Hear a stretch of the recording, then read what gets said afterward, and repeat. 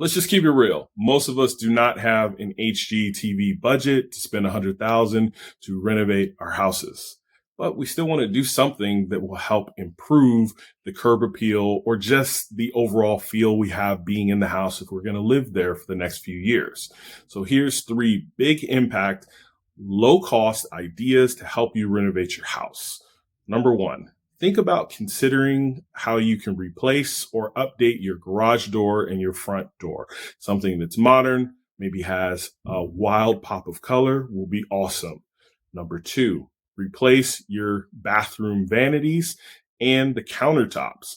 It will definitely help change the feel and the flow and modernize those bathrooms.